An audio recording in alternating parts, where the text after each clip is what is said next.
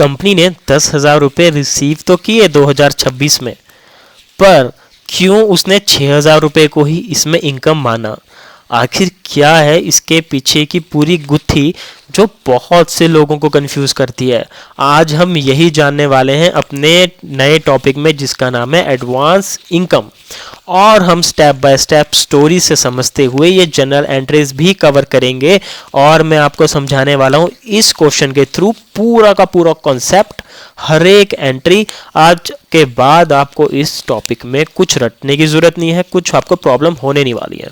तो हम अपना आज का टॉपिक शुरू करते हैं बिना वक्त गवाए, और मैं आप सबका स्वागत करता हूं अकाउंटिंग और फाइनेंस की नई दुनिया में, जहां पे हम मिलकर हर एक क्यों का आंसर ढूंढते हैं, और जिसका नाम है कॉन्सेप्ट रा। तो आज का हम टॉपिक शुरू करते हैं। तो मैं आपको एक स्टोरी से बताता हूँ कि चल क्या रहा है इसमें। मान लो मेरी कोई कंपनी है, या कोई भी कंपनी आप मान लो, ठीक है। हमने तो 10,000 भाई इस बार रिसीव कर लिए।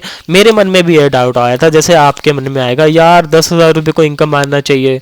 मैं भी यही सोच रहा था, मैं अभी यही सोच सोच के ना परेशान हो रहा था जब मैंने ये पहली बार पढ़ा कि यार क्या चक्कर है, मैं क्यों 10,000 रुपये को नहीं मान रहा हूँ इनकम अपनी, जब मुझे 10,000 रुपये रिसीव हो गए इस साल। यही तो है। ये मैं आपको ना एक कोर लाइन बताने वाला हूँ, सीधा डायरेक्ट, बिना टाइम गवाए एक कोर चीज़ मैं आपको बता रहा हूँ। अकाउंटिंग में ना क्या होता है, मान लो यहाँ पे तो मुझे एडवांस इनकम मिल गई, 10,000 रुपये, पर क्या उसके बदले जो मैं सर्विस प्रोवाइड कर रहा हूँ, एडवांस रेंट मिला ना, तो मतलब मेरा कोई बिल्डिंग मैंने रेंट पे दी होगी। अब मैंने तो 10 महीने के लिए ये जो 10,000 रुपये थे ना, 10 महीने का किराया था, ये मुझे मिल गया एडवांस में। पर क्या इस साल, मतलब इस फाइनेंशियल ईयर में, मैं पूरे के पूरे 10,000 जो मैंने रिसीव किए 10 महीने के लिए, क्या मैंने ये बेनिफिट सामने वाले को दे दिया? पहला क्वेश्चन एडवांस इनकम के केस में। और अगर आप कोई एक्सपेंस कर रहे हो, जो मैंने पिछले लेक्चर में बताया था, ये इंश्योरेंस वाला एक्सपेंस मैंने पिछले लेक्चर में बताया था, तो इंश्योरेंस मैंने दे दी, क्या मुझे बेनिफिट रिसीव हो गया उस फाइनेंशियल ईयर में? जितने महीने का मैंने पे कर दिया एडवांस में, क्या मुझे बेनिफिट रिसीव हुआ? जितने महीने का एक फाइनेंशियल ईयर में आपको बेनिफिट रिसीव होगा, या आप सर्विस किसी को बेनिफिट दोगे, अकाउंट्स में सिर्फ उतना ही रिकॉर्ड किया जाता है। अगर एक्सेस हो गया कुछ, तो वो प्रीपेड में एसेट बन जाता है, और अगर इनकम आपको एक्सेस इस फाइनेंशियल ईयर में रिकॉर्ड हो गई, तो वो आपकी लायबिलिटी बन जाता है। ये हम इन डेप्थ अब समझने वाले हैं, आप ध्यान से देना। सब बेनिफिट का खेल रहता है अकाउंटिंग में। हम ये नहीं देखते कि 10,000 रुपये आ गए तो पूरे के पूरे हम एक्सपेंस मान के P&L स्टेटमेंट में अपने डाल देंगे, ऐसा नहीं होगा। बेनिफिट के ऊपर चलती है पूरी की पूरी गेम, जो है ना इस वर्ड पे है। चलो मैं आपको ना इस एग्जांपल के थ्रू समझाता हूँ, तब आपको ज़्यादा समझ आएगा। मैंने आपको थोड़ा ओवरव्यू दे दिया है कि बहुत मेन लाइन है, और मेरी वर्डिंग को ना आप ध्यान से सुनना कि मैं वर्ड क्या यूज़ कर रहा हूँ। वर्ड में घपला हुआ, पूरा कॉन्सेप्ट ही घपला। तो देखो, कंपनी ने 10,000 रुपये रिसीव कर लिए, तो हमने ये मान लिया ये 2026 चला है अभी, तो आपका 1 अप्रैल को फाइनेंशियल ईयर शुरू हो जाता है, और ये चल रहा है 2027 तक, ठीक है। तो ये हो गया 31 मार्च 2027 तक। अब मैंने ये भाई इतना लंबा बड़ा बड़ा क्यों लिख दिया, अब मैं आपको आगे बताने वाला हूँ। इसमें क्या हो रहा है ना, कि जो at the end of the financial year है ना, ये जो फाइनेंशियल ईयर हमारा ख़त्म हो रहा है, कंपनी सिर्फ 6 महीने की ही सर्विस दे पाई, मतलब बेनिफिट प्रोवाइड कर पाई। तो क्या होगा, सिर्फ 6 महीने का ही हम जो है इनकम अपने अकाउंट्स में रिकॉर्ड करेंगे, जितने की सर्विस हमने प्रोवाइड कर दी। अब यार सर, कंपनी को तो मिला था 10 महीने का पैसा, सिर्फ फिर 6 महीने की ही इस साल क्यों सर्विस और बेनिफिट हम प्रोवाइड कर पाए एज अ कंपनी, जिसने हमको पैसा दिया उस पार्टी को? क्या हुआ होगा, मिड में पैसा मिला होगा ना, फाइनेंशियल ईयर के मिड में। अब आप देखो 1 अप्रैल से शुरू कर लो, अप्रैल मई जून 3 महीने हो गए, जुलाई अगस्त सितंबर 6 महीने हो गए। मतलब इन 6 महीनों में आपको वो पैसा मिला ही नहीं था। हमको कब पेमेंट हुई, हमको जो इनकम रिसीव हुई होगी ना, वो 1 अक्टूबर को ही होगी। अब आप अक्टूबर से गिनो, अक्टूबर नवंबर दिसंबर जनवरी फरवरी मार्च, ये हो गए ना मार्च तक। ये जब ये मार्च तक जाएगा तो ये हो जाएगा 6 महीने। तो इसका मतलब क्या हुआ, पैसे तो हमको 1 अक्टूबर को 10 महीने के मिल गए, 10 महीने के यहाँ पे हमको पैसे मिल गए, पर हुआ क्या भाई, फाइनेंशियल ईयर ही खत्म हो गया बीच में। अब हमको तो सेटलमेंट करनी होती है 31 मार्च को। तो क्या हुआ ना, हम इस फाइनेंशियल ईयर में 6 महीने की ही वो दिखा पाए कि हम सर्विस दे पाए सामने वाली पार्टी को। इसलिए 6 महीने का जो अमाउंट बनेगा, जो हमारे पास पैसा आया है, हम उसी को एज अ इनकम मान के रिकॉर्ड करेंगे। ठीक, अब इसको और डिटेल में हम अभी कैलकुलेशन के थ्रू देखते हैं कि यार अमाउंट 10,000 था 10 महीने का, तो 6 महीने का अमाउंट कितना होगा। वैसे तो आप डायरेक्टली बता ही दोगे 6,000 रुपये होगा, पर मैं आपको ना मेथड भी बता देता हूँ लिखने का, कि आप अगर कॉम्प्लिकेटेड कैलकुलेशन आ गई तो तुरंत कर पाओ। तो फटाफट से हम कैलकुलेशन देखते हैं अमाउंट निकालने की। शॉर्टकट बताऊंगा मैं आपको, उसका कंसेप्चुअली भी समझाऊंगा मैं वो बना कैसे। ऐसे नहीं, यहाँ पे हम सब कुछ कंसेप्चुअली करते हैं, नाम ही ऐसा रखा है, तभी से रखा है। तो 10,000 रुपये हमको रिसीव हुआ पैसा, ठीक है, एडवांस इनकम हमको रिसीव हो गई। अब ये पैसा जो है 10 महीने का दिया, जितने ये महीने का टोटल हमको 10 महीने का पैसा मिला। अब क्या हुआ, हम सर्विस तो उसको 6 महीने की ही दे पाए, ये मैं लिखने का बताऊंगा आपको। देखो टोटल इतने महीने नीचे आ गए, सर्विस हम जितने की दे पाए उतने महीने हमने ऊपर लिख दिए। जब ये 10 से 10 कटेगा, ये आ गया आपके पास 6,000 रुपये। ठीक, अब मैं ये आया कैसे ना कॉन्सेप्चुअली आपको वो बता देता हूँ, ये फॉर्मूला बनाने का तरीका क्या है, ताकि कोई रट्टाफिकेशन रहे ना। अब आपको 10,000 रुपये तो देखो टोटल आपको रिसीव हुए हैं। अब क्या होगा, ये 10 महीने के पैसे रिसीव हुए हैं, मैं निकालना चाहता हूँ कि मुझे एक महीने में क्या वैल्यू मेरी पैसे की बनी, जो मैं हर महीने जितना पैसा मुझे मिल रहा है मैं सर्विस उसके बदले दे रहा हूँ। तो 10,000 रुपये मुझे टोटल मिले, तो ये 10 महीने के थे, ठीक है, ये 10 मंथ्स मैंने ये 10 मंथ्स के पैसे मिले। अब ये देखो यहाँ पे 10,000 था ना, ये 10 आ गया ना नीचे, तो वो इसलिए आया था। अब मैं यहाँ से ना एक महीने का निकालना चाहता हूँ, तो ये 1,000 रुपये बैठा, मतलब 1,000 रुपये तब मेरी मैं कहूँगा कि इनकम अर्नड हो गई मेरी रिसीव से, जब मैं ये एक महीने की सर्विस दे दूंगा। मतलब वो मेरी बिल्डिंग को सामने वाली पार्टी एक महीने के लिए यूज़ कर रही है। तो अगर मुझे एक महीने में 1,000 रुपये मैं जब सर्विस प्रोवाइड कर रहा हूँ, मेरी अर्निंग में कन्वर्ट हो रहे हैं ये 1,000 रुपये, तो मेरा 6 महीने का कितना होगा, 6 महीने का इंटू 1,000 हो जाएगा ये, ठीक है, तो ये आ जाएगा 6,000।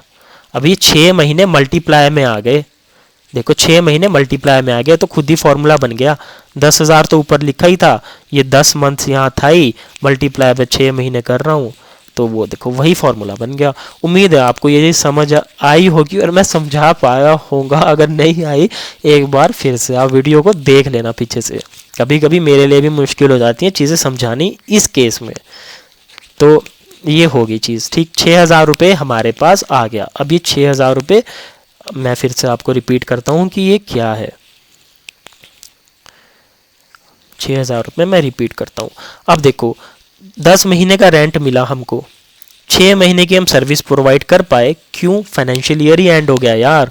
तो 4 महीने की सर्विस जो मैं दूंगा वो तो नेक्स्ट ईयर में चली गई, 2027 के 4 महीने की जो मैं अभी अगली बार दूंगा नेक्स्ट ईयर ये एंट्री पे आएंगे हम। तो अब 10 महीने का तो मुझे लिखना पड़ेगा ना सब कुछ इसमें। तो 6,000 रुपये देखो हमारे पास ये आ गया। यह भूलना मत, इतने की हमने बेनिफिट सामने वाली को दे दिया है। अब मैं एंट्रीज के थ्रू आपको समझा रहा हूँ, मैंने कैलकुलेशन बता दी, ठीक है, कितने पैसे की, जो पैसा हमने अर्न कर लिया ना उसको 6,000 रुपये कहेंगे। अब मैं अर्न और इनकम में भी आपको डिफरेंस बताने वाला हूँ इसमें। पहली एंट्री देखो, पहले तो आप ये वाली एंट्री देखते हैं हम पहले। क्या हुआ, जब हमको 10,000 रुपये रिसीव हो गए, ठीक है, तो कंपनी सबसे पहला काम क्या करती है, इस अमाउंट को रिकॉग्नाइज करती है। ये इस अमाउंट को, वर्ड ध्यान से सुनना, रिकॉग्नाइज, ठीक है, रिकॉग्नाइज करती है। और उसको एंट्री में कैसे लिखती है कंपनी, ऐसे देखो, बैंक में पैसा आया, उम्मीद करता हूँ मॉडर्न अप्रोच आपको पता है, ओल्ड अप्रोच आपको पता है, जनरल एंट्रीज कैसे लिखते हैं आपको रूल्स पता है, और कंसेप्चुअली भी आपको पता है मॉडर्न अप्रोच से। तो बैंक अकाउंट में आपके 10,000 रुपये आ गए, ठीक है, आपका एसेट बढ़ गया। ये जो मैं यहाँ पे एंट्री लिख रहा हूँ ना, बैंक अकाउंट डेबिट की 10,000। ये मैंने डेबिट साइड ही क्यों लिखी? मॉडर्न अप्रोच के अकॉर्डिंग आपका एसेट इंक्रीज हो रहा है। एसेट क्या? कैश इंक्रीज हो रहा है बैंक में, और इसका बैलेंस जो होता है वो डेबिट बैलेंस होता है। अगर ये बढ़ रहा है तो मुझे डेबिट साइड लिखना पड़ता है, बढ़ रहा है ना। अगर ये घटता तो मुझे क्रेडिट साइड में लिखना पड़ता पैसे जाते। और ओल्ड अप्रोच के अकॉर्डिंग इसमें जो लगेगा वो पर्सनल रूल लगेगा। पर्सनल रूल मतलब पर्सनल अकाउंट का रूल लगेगा जो कहता है डेबिट द रिसीवर। ठीक, हमने डेबिट किया ना, बैंक में पैसा आया, डेबिट द रिसीवर, रिसीवर को हमें डेबिट करना है, और हम करते हैं क्रेडिट द गिवर। ठीक, बैंक के ट्रांजैक्शन में पर्सनल अकाउंट का रूल फॉलो होता है। मैंने दोनों मेथड से आपको डेबिट वाली एंट्री एक्सप्लेन कर दी। तो मेन है भाई क्रेडिट वाली एंट्री। अब टू रेंट इनकम लिखा गया है यहाँ पे। अब ये ना आपकी इनकम है ना, इनकम। ये देखो मैंने यहाँ पे ऊपर क्या लिखा है, यहाँ पे इनकम रिकॉग्नाइज्ड। अब इनकम भाई जब आती है तो क्रेडिट बैलेंस होता है इनकम का मॉडर्न अप्रोच के अकॉर्डिंग, तो इसलिए हमने टू रेंट इनकम के नाम से इसको लिखा है। अभी हमने एज ए इनकम रिकॉग्नाइज किया है पूरा का पूरा पैसा। ये गलती है, मैं अभी बता रहा हूँ आपको ट्रांजेक्शन में। ये हो गया, हमने पूरी कर दी। उम्मीद करता हूँ ये आपको पता है। मॉडर्न अप्रोच के अकॉर्डिंग इसका क्रेडिट बैलेंस होता है इनकम का, और ओल्ड अप्रोच के अकॉर्डिंग इसमें आप बता सकते हो कौन सा रूल लगा होगा? अब ये पर्सनल रूल ही अप्लाई होगा क्या इसमें, बताओ? नहीं, नॉमिनल रूल अप्लाई होगा। उसमें क्या होता है? नॉमिनल रूल कहता है आपका debit all the losses and expenses and credit all the income and gains. तो इस वाली में लग गया नॉमिनल, इसलिए हमने इसको क्रेडिट साइड लिखा ओल्ड अप्रोच के अकॉर्डिंग। जो भी आपको इजी लगता है वो कर लो। अब मैं आगे का प्रोसीजर बताने वाला हूँ इसका। कंफ्यूज मत हो ना, ओल्ड अप्रोच अगर आपको ज़्यादा कॉम्प्लिकेटेड लगती है, मैंने लेक्चर किया है उस पर, आप देख सकते हो, वरना आप मॉडर्न अप्रोच भी फॉलो कर सकते हो जो उनसे आपको ईजी लगे। अब हम ना साल के एंड में ना देखो एडजस्टमेंट एंट्री पास कर रहे हैं यहाँ पे।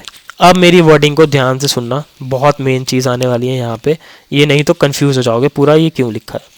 मैंने पहली वाली उम्मीद करता हूँ आपको समझ आ गई एंट्री। चलो अब दूसरी वाली पे फोकस करते हैं। ये इनिशियल एंट्री पूरी, अभी एडजस्टमेंट एंट्री हम सेकंड पार्ट पे चल रहे हैं।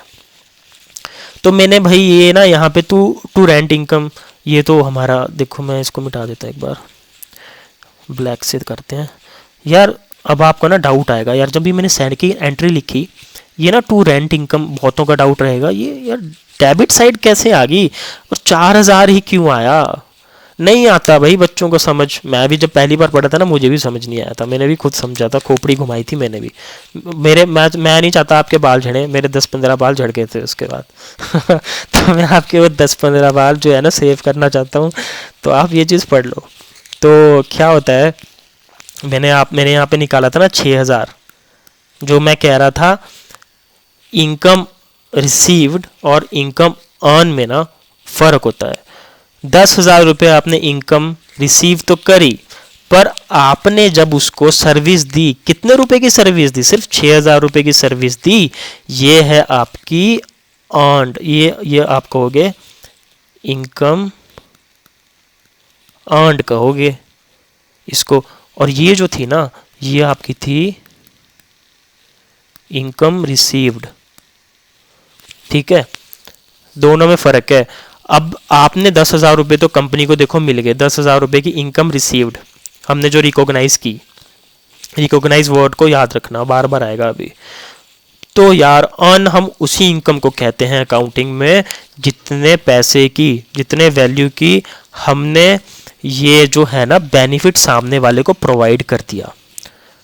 ठीक है, इसलिए हमने यहाँ पे सिर्फ 6,000 रुपये को लिखा है एज अ इनकम अर्नड।